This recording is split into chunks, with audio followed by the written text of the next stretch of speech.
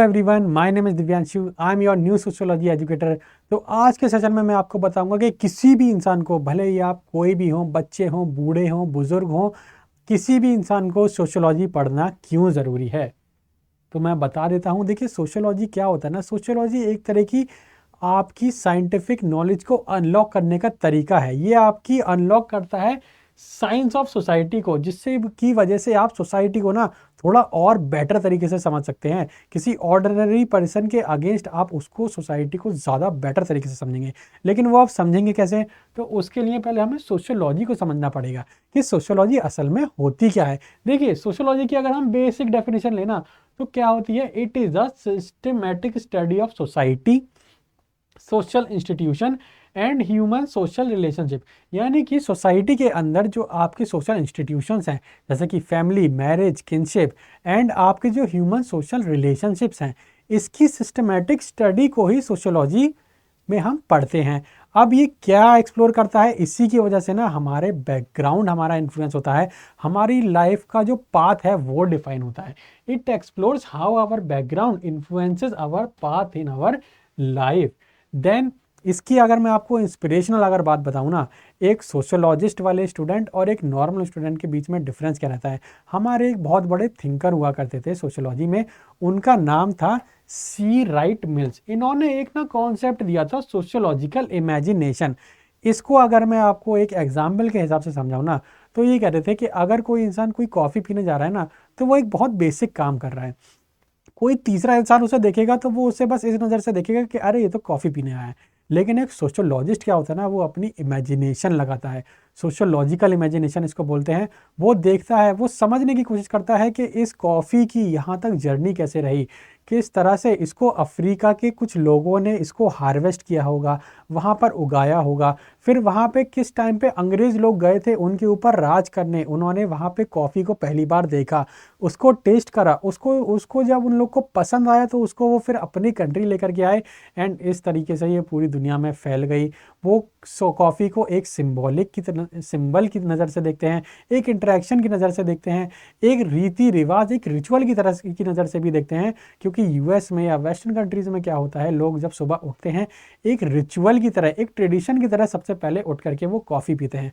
तो इसी को क्रिस्टोफर राइट मिल्स ने सोशियोलॉजिकल इमेजिनेशन बोला है। यही हमें बताता है कि एक ऑर्डिनरी पर्सन में और एक सोशियोलॉजिस्ट के बीच में क्या डिफरेंस है। तो यही है हमारी सोशियोलॉजिकल इमेजिनेशन। लेकिन ये आपकी क्रिटिकल थिंकिंग सोशियोलॉजी के अंदर डेवलप कैसे होती है? ये डेवलप होती है जब आप क्वेश्चन करने लग जाते हैं नॉर्म्स को, आप स्टीरियोटाइप्स को ब्रेक करने लग जाते हैं, आप आगे देखने लग जाते हैं अबव एक्सप्लेनेशन। जैसे मैंने बताया ना, आप कॉफ़ी को एक स्टेप आगे बढ़ करके देख रहे हैं, above explanation, a step beyond आप अंडरस्टैंड कर रहे हैं इन एवरीडे लाइफ, और आप डीपर मीनिंग फाइंड करने की कोशिश कर रहे हैं। आप गहराई में चीज़ों को समझ रहे हैं, सिर्फ सतही चीज़ों से सतही नज़र से चीज़ों को नहीं समझ रहे। इसका आप ऑब्जेक्टिव एनालिसिस भी जब आप सीखेंगे तो उसमें आपको समझ में आएगा कि इंसान का जो कॉम्प्लेक्स ह्यूमन बिहेवियर है वो किस तरह से वर्क करता है। ये इंसान का जो बिहेवियर है ना, इतना कॉम्प्लेक्स क्यों होता है, और हमारी सोसाइटी जो है, हमारी सोसाइटी इतनी शिफ्ट क्यों होती रहती है, रिगरसली क्यों शिफ्ट होती है, चेंज क्यों होती रहती है, साइंटिफिक रिसर्च और मेथडोलॉजीज का क्या इन्फ्लुएंस रहता है। ये सारी चीज़ें हम सोशियोलॉजी में पढ़ते हैं। ये इस तरह से ये सोशियोलॉजी जैसा सब्जेक्ट है आपकी क्रिटिकल थिंकिंग को बढ़ाता है। इसके साथ साथ आपको और क्या फ़ायदे बढ़ाता है? आपके सोसाइटी के अंदर जो सोशल इश्यूज है ना, भले ही वो किसी से रिलेटेड हो, कास्ट से रिलेटेड हो, रिलीजन से रिलेटेड हो, आपकी एथनिसिटी से रिलेटेड हो, या आपके कलर से रिलेटेड हो, ये सारी चीज़ों को ना आपको समझने में, अंडरस्टैंड करने में हेल्प करता है, अंडरस्टैंडिंग क्रिएट करता है आपकी सोशल इश्यूज़ को लेकर के। जैसे कि आप जब सोशियोलॉजी पढ़ेंगे ना, आप इनइक्वालिटी को डिटेल में समझने लगेंगे। आप समझेंगे कि इनइक्वालिटी होती कैसे है, कैसे उत्पन्न होती है, क्यों लोग एक दूसरे से अनइक्वल हैं। आप जब जेंडर पढ़ेंगे, क्लास एंड कास्ट डायनामिक्स पढ़ेंगे ना सोसाइटी के बारे में, आपको पता चलेगा कि सोसाइटी के अंदर अनइक्वालिटी इतनी क्यों होती है। देन आप जब अर्बनाइजेशन के बारे में पढ़ेंगे ना, तो आपको पता चलेगा कि मॉडर्न सोसाइटी में इसका क्या इम्पैक्ट पड़ा है। जब मॉडर्न सोसाइटी में बड़ी बड़ी बिल्डिंग्स, फैक्ट्रीज, कारखाने एंड घर, मकान, पीजीज खुलते हैं तो उसका क्या इफेक्ट पड़ता है। देन हम ग्लोबलाइजेशन को भी समझते हैं सोशियोलॉजी के अंदर, कि किस तरह से दुनिया जो है एक इंटरकनेक्टेड पार्ट बन गई है, एक कलेक्टिव होल बन गई है पूरी दुनिया। एक इंटरकनेक्टेड पार्ट बन गई है पूरी दुनिया ग्लोबलाइजेशन की वजह से। ग्लोबलाइजेशन भी क्यों हुआ ये सब हम समझते हैं जब हम पोस्ट मॉडर्न थिंकर्स पढ़ते हैं सोशियोलॉजी के अंदर। तो सोशियोलॉजी आपको एक बेहतर इंसान ही बनाती है, एक एक्स्ट्रा आपको एडवांटेज भी देती है, आपकी क्रिटिकल थिंकिंग, आपकी एनालिटिकल थिंकिंग को भी डेवलप करती है। अब ये तो समझ लिया आपके एज अ पर्सनल बेनिफिट्स क्या रहे थे, आप एज अ पर्सन कैसे इवॉल्व होंगे, कैसे एनहेंस होंगे। लेकिन इसमें आपकी करियर अपॉर्चुनिटीज़ क्या क्या हैं? करियर अपॉर्चुनिटीज़ इसमें बहुत ब्राइट है। सोशियोलॉजी के अंदर जितनी भी करियर अपॉर्चुनिटीज़ हैं मैं आपको बता देता हूँ। एक तो आप सिविल सर्विसेज में जा सकते हैं, आप आईएएस पीसीएस बन सकते हैं, वहाँ पे सोशियोलॉजी सब्जेक्ट बहुत ज़्यादा इंपॉर्टेंट हो जाता है ऑप्शनल में। आप पब्लिक पॉलिसीज़ बना सकते हैं, आप गवर्नमेंट के सलाहकार बन सकते हैं। अगर आप अच्छे एग्जाम क्लियर करेंगे आप गवर्नमेंट को इन्फ्लुएंस कर सकते हैं, आप उसको प्रोत्साहित कर सकते हैं, उनको डेटा दे सकते हैं कि उनको क्या क्या पॉलिसीज़ इंप्लीमेंट करनी है। अगर आप सामाजिक पर्सन हैं, आपको लोगों की हेल्प करना बहुत अच्छा लगता है, आप बहुत ही आउटगोइंग पर्सनैलिटी के पर्सन हैं, तो आप सोशल वर्क भी कर सकते हैं, आप सोशल वर्क्स में भी जा सकते हैं, एनजीओ ज्वाइन कर सकते हैं। आप अगर चाहते हैं कि लोग आपके बारे में कुछ पढ़ें, आप कुछ ऐसी थ्योरीज दें कि लोग आने वाले 50-100 साल तक भी उसको पढ़ें, तो आप एकेडमिक रिसर्च में जा सकते हैं, आप टीचिंग में जा सकते हैं, आप अपने जैसे और स्टूडेंट्स को और डेवलप कर सकते हैं, उनकी सोशोलॉजिकल अंडरस्टैंडिंग को नेक्स्ट लेवल पर लेके जा सकते हैं।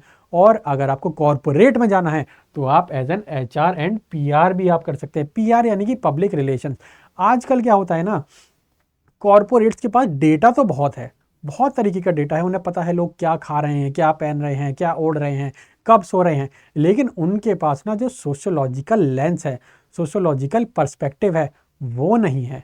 तो इसलिए आपके पास ना एडेड एडवांटेज, आपके पास एडेड डोर्स भी खुल जाते हैं, आप कॉरपोरेट सेक्टर्स में भी जा सकते हैं। आपकी लिमिटेशन सिर्फ पब्लिक सेक्टर तक ही नहीं है, आप प्राइवेट सेक्टर में भी अपॉर्चुनिटीज़ को खोज सकते हैं अगर आप सोशोलॉजी पढ़ते हैं तो।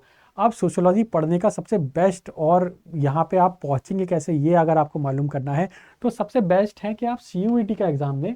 अगर आपको सोशोलॉजी पढ़ना है तो सीयूईटी सबसे पहले यूजी का एग्ज़ाम दें अगर आपने 12th पास किया है।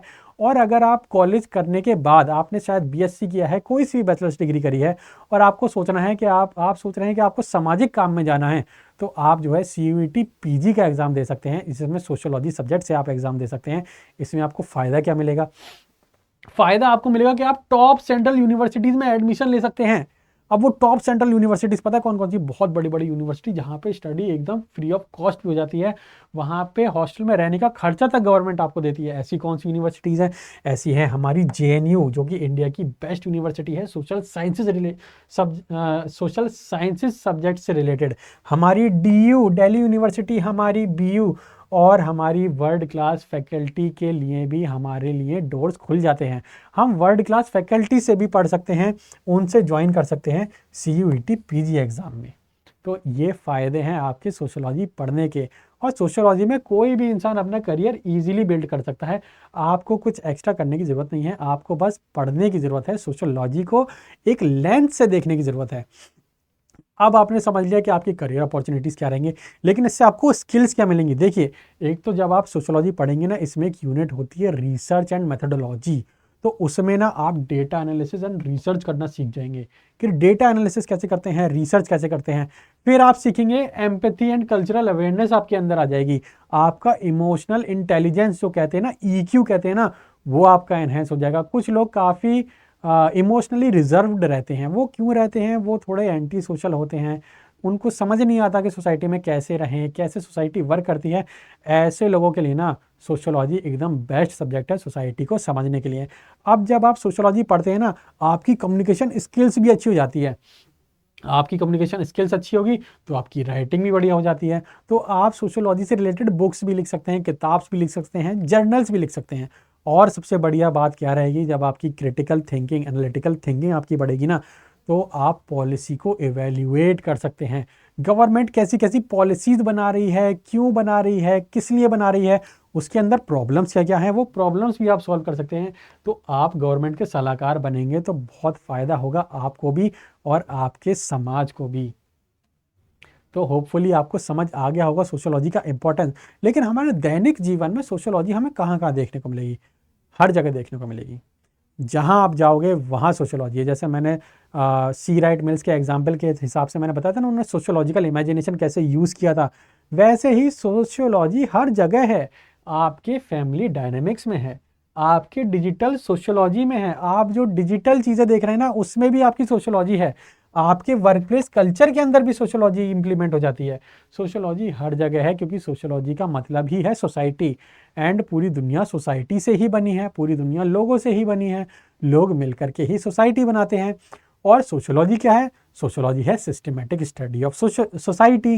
तो इसलिए सोशियोलॉजी आपके लिए बहुत इंपॉर्टेंट हो जाता है, किसी भी ऑर्डिनरी पर्सन के लिए भी बहुत ज़्यादा इंपॉर्टेंट हो जाता है सोशियोलॉजी।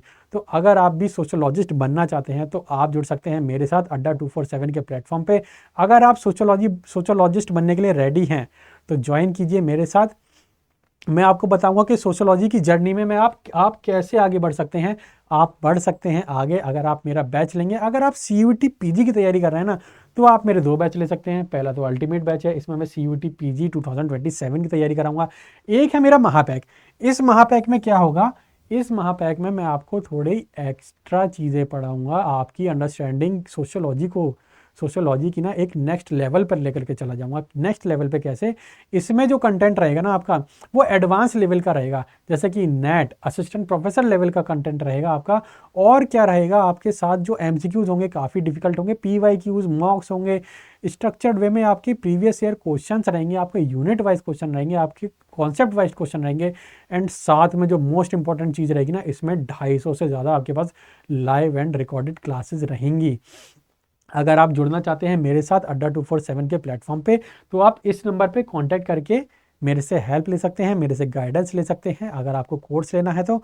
और अगर आपको फिर भी कोई दिक्कत है तो आप इस ईमेल आईडी पे मेरे से कांटेक्ट कर सकते हैं। मैं आपको ईजिली अच्छे तरीके से गाइड कर दूंगा कि सोशियोलॉजी में आप आगे कैसे बढ़ सकते हैं। Thank you.